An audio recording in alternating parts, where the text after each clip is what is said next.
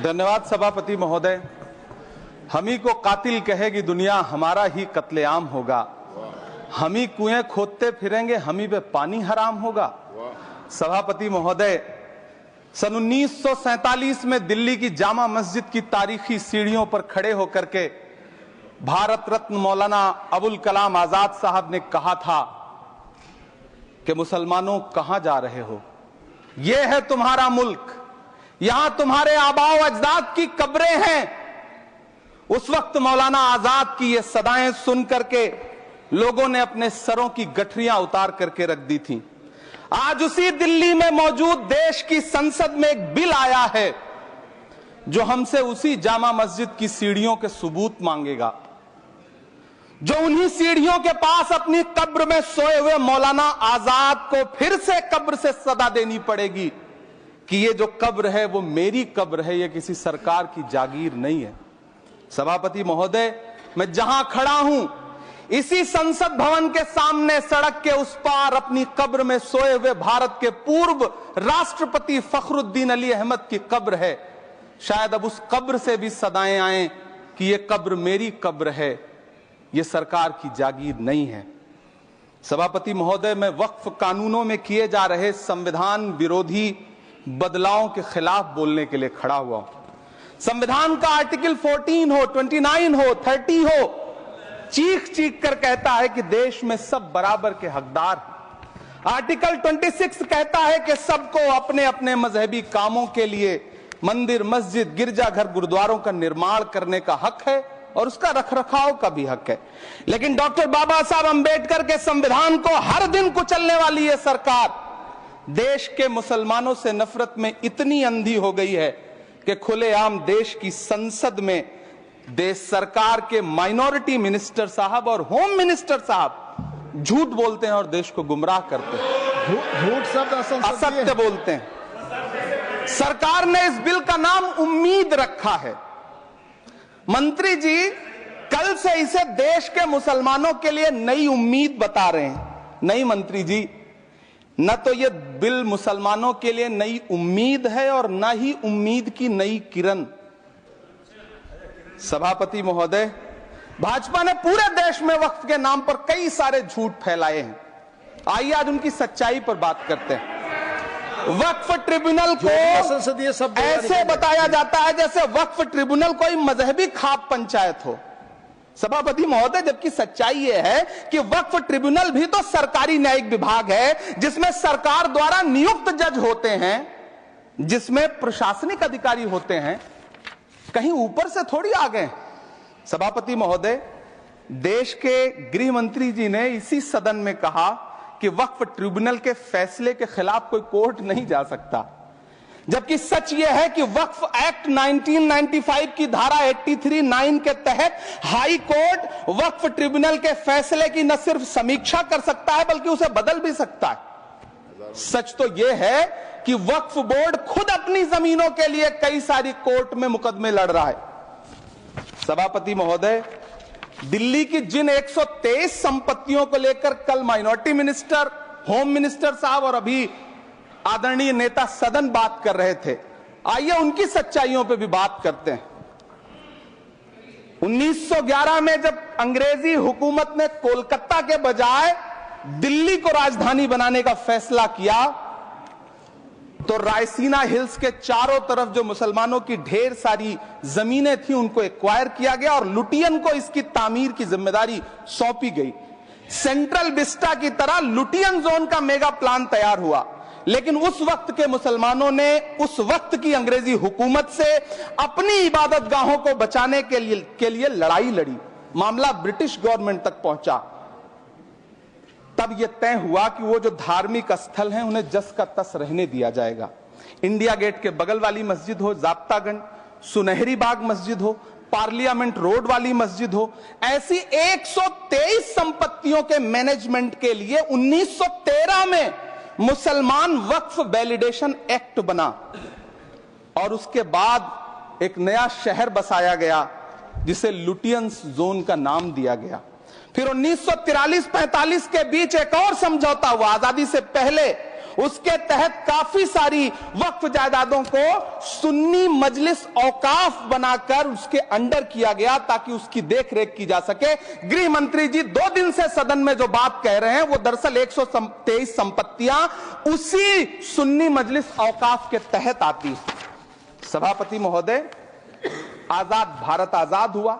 आजादी के बाद भारत में 1954 में वक्फ एक्ट लागू हुआ, जिसकी धारा 9 के तहत 1964 में केंद्रीय वक्फ काउंसिल का गठन हुआ। दिल्ली की वही 123 प्रॉपर्टीज को 1970 में सर्वे गजट करके गजट नोटिफाई किया गया। इसके निपटारे के लिए पूर्व प्रधानमंत्री इंदिरा जी के द्वारा 1974 में एक बर्नी कमेटी बनाई गई। बर्नी कमेटी ने 1976 में इन 123 संपत्तियों को दिल्ली वक्फ बोर्ड की संपत्ति होने की रिपोर्ट सौंपी। उस रिपोर्ट के आधार पर 1984 में कांग्रेस सरकार ने उन 123 प्रॉपर्टीज को दिल्ली वक्फ बोर्ड को सौंपने का फैसला किया, जिसके खिलाफ विश्व हिंदू परिषद कोर्ट गई। मामला 2011 तक पेंडिंग रहा। फिर 2011 में कोर्ट ने सरकार को आदेशित किया कि इसका निपटारा करो। तब 2013 में तत्कालीन यूपीए सरकार ने दिल्ली की उन्हीं 123 जायदादों को बर्नी कमेटी की सिफारिशों के मुताबिक वक्फ बोर्ड के हवाले किया। यही वो प्रॉपर्टीज हैं जिनके नाम से गृहमंत्री जी कल से कांग्रेस को कोस रहे हैं। फिर आई 2014 में भाजपा की सरकार, जो तब से इन जमीनों को हड़पने की साजिश कर रही है। जिस बिल को मुसलमानों के हुकूक की हिफाजत करने वाला बिल बताया जा रहा है, उसी को पेश करने के लिए और उस पर बात करने के लिए लोकसभा में भाजपा सरकार के पास एक भी मुस्लिम सांसद नहीं है। जिस वक्त, मैं लोकसभा कह रहा हूं, सुना करिए, जिस वक्फ बिल को मुस्लिम महिलाओं को हक दिलाने वाला बताया जा रहा है, उसे संसद में पेश करने वाली पार्टी के पास न तो राज्यसभा में, न लोकसभा में, न देश की किसी विधानसभा में एक भी मुस्लिम महिला सदस्य नहीं। कल किरण रिजिजू जी कह रहे थे कि रेलवे की जमीनें देश की जमीनें हैं, डिफेंस की जमीनें देश की जमीनें हैं। हां मंत्री जी, हैं, बिल्कुल हैं।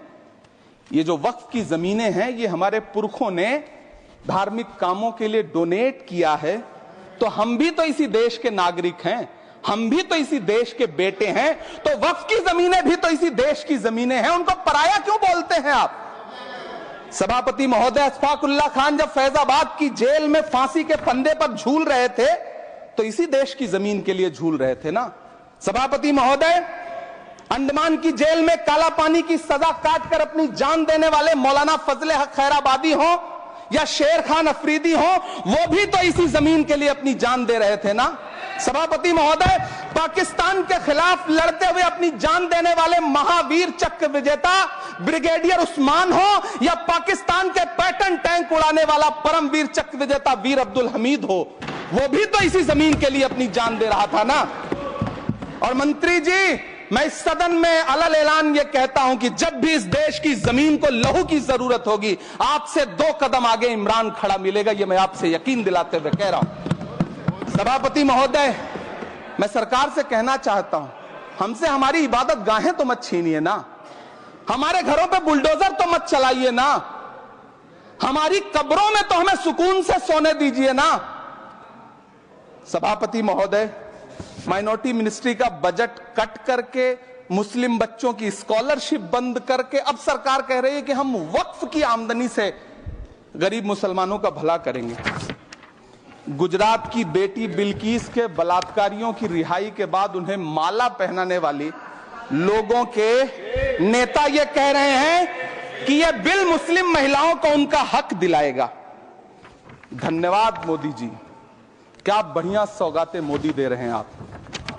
पहले हमें गुजराते मोदी दिया, आप सौगाते मोदी दे रहे हैं। लेकिन यह सरकार इतना याद रखे कि इसी ठसक के साथ देश की संसद में सीए का कानून भी लाया गया था और कहा गया था बड़े बड़े भाषण देकर के कि पड़ोसी देशों से हिंदू भाइयों को ला करके यहां नागरिकता दी जाएगी। लेकिन मैं आपके संज्ञान में लाता हूं सर कि पिछले इतने दिनों में इनसे नागरिकता लेने के लिए 2000 व्यक्ति भी नहीं आए, जबकि इसके उलट इन्हीं की सरकार में पिछले 10 साल में 15 लाख से ज्यादा भारतीयों ने भारत की नागरिकता छोड़ करके दूसरे देश में जाकर के बस गए। यह हुआ उस कानून का अंजाम। सभापति महोदय, इसी तरह की जिद के साथ किसानों के खिलाफ भी कानून लाए गए थे। जिस तरह आज वक्फ के फायदे गिनाए जा रहे हैं, उसी तरह से किसानों को भी कृषि कानूनों के फायदे गिनाए गए थे। लेकिन अंजाम क्या हुआ? 700 किसानों की शहादत लेने के बाद सरकार को अन्नदाता किसानों के सामने घुटने टेकने पड़े और कृषि कानून वापस लेने पड़े। जिल्ले इलाही, जमहूरियत जो है वो नफरत और ठसक से नहीं चलती है, अकड़ से नहीं चलती है, उसमें सबकी हिस्सेदारी जरूरी है। कल देश के माइनॉरिटी मिनिस्टर ने लोकसभा में खड़े होकर एक शेर सुनाया था कि मुझसे कोई बदगुमान न हो, तो मैं उन्हें एक शेर सुनाना चाहता हूं कि मैं आज जद पे हूं तो इतना खुशगुमान न हो, मैं आज जद पे हूं तो इतना खुशगुमान न हो, चराग सबके बुझेंगे हवा किसी की नहीं। नीतीश कुमार जी हो, चंद्रबाबू नायडू जी हो, चिराग पासवान जी हो, जयंत चौधरी जी हो, देवे गौड़ा जी हो, जीतन राम मांझी जी हो, सबको समझना पड़ेगा कि जब जंगल में आग लगती है तो न वो बरगद बचते हैं जो हवा को आंधी में तब्दील करते हैं, न वो बांस बचते हैं जो आपसी रगड़ से चिंगारी पैदा करते हैं। सभापति महोदय, जब देश को मनमोहन सिंह साहब जैसा काबिल प्रधानमंत्री मिलता है तो देश को आरटीआई जैसा एक्ट मिलता है, सेज जैसा एक्ट मिलता है, मनरेगा जैसा एक्ट मिलता है, लिबरलाइजेशन मिलता है, राइट टू एजुकेशन मिलता है, नेशनल फूड सिक्योरिटी एक्ट मिलता है। लेकिन जब देश को सौगातें मोदी मिलती है तो क्या मिलता है? सीए मिलता है, फॉर्म्स लॉ मिलता है, आर्टिकल 370 मिलता है, इलेक्टोरल बॉन्ड जैसा एक्ट मिलता है और वक्फ अमेंडमेंट एक्ट जैसे बिल देश को मिलते हैं। मुझे तो अपने हमवतन भाइयों से पूछना है कि आपको अपने बच्चों की तरक्की, खुशहाली और नौकरी की दरकार है या फिर मुसलमानों की दान की गई जमीनों को लूट कर धन्ना सेठों को देने की साजिश करने वाले कानून की? सभापति महोदय, यह सरकार रात के 3 बजे तक पूरे देश को जगा करके संसद में अपने ही नागरिकों को नीचा दिखाने के लिए वक्फ बिल ला रही थी, तो उधर रात के 1:30 बजे अमेरिका हम पर 26% टैरिफ लगा रहा था। सरकार की प्राथमिकताएं देश को पता। सभापति महोदय, मैं बहुत भावुक हूं आज, और मुझे अच्छा लगा कि आदरणीय नेता सदन जगत प्रकाश नड्डा जी ने बहुत अच्छी बातें भी की, मन से बातें की। क्योंकि उनके नाम में प्रकाश जुड़ा है तो मैं उनमें हमेशा एक रोशनी की किरण देखता हूं। मैं उनके सामने बहुत अदब से ये बात कहना चाहता हूं कि चरागों के सफर में दबदबा हो आंधियों का तो फिर अंजाम जुल्मत के सिवा कुछ भी नहीं होगा। ये दुनिया नफरतों के आखिरी स्टेज पर है, इलाज इसका मोहब्बत के सिवा कुछ भी नहीं होगा। मैं भावुक हूं, मेरी पलकें गीली हैं। अगर देश की एक बहुत बड़ी आबादी को लगता है कि आप उसका भला करने के लिए नहीं बल्कि उनकी इबादतगाहों, उनकी कब्रिस्तानों, उनकी खानकाहों को बर्बाद करने का बिल ला रहे हैं, तो फिर आप अगर समझाने में नाकामयाब रहे हैं तो यह आपकी नाकामयाबी है। पहले समझाइए, उसके बाद कोई बिल लेकर के आइए, तब शायद हम आपका इतनी पुरजोर तरीके से विरोध ना करें। लेकिन सभापति महोदय, मैं अंत में सिर्फ इतना कहना चाहता हूं कि इस बिल में जो भी पॉइंट्स दिए गए हैं, बॉम्सी पोर्टल देख लीजिए, सरकार का झूठ आपको पकड़ में आ जाएगा। हम डरे नहीं हैं, हम सिर्फ सरकार से अपील कर रहे हैं कि हमें अपना समझिए। हम आपके अपने हैं, इस देश के नागरिक हैं और आप ताकत में हैं। संख्या बल के आधार पर बिल हो सकता है आप पास करा ले, लेकिन आपको यह बात समझनी पड़ेगी कि हम तो वो तारीख हैं, जहनों में रहना है जिसे, कागजी पुर्जे नहीं जो फाड़ डाले जाएंगे। जिस जमीन पर मैं खड़ा हूं ये मेरी पहचान है। आप आंधी हैं तो क्या मुझको उड़ा ले जाएंगे?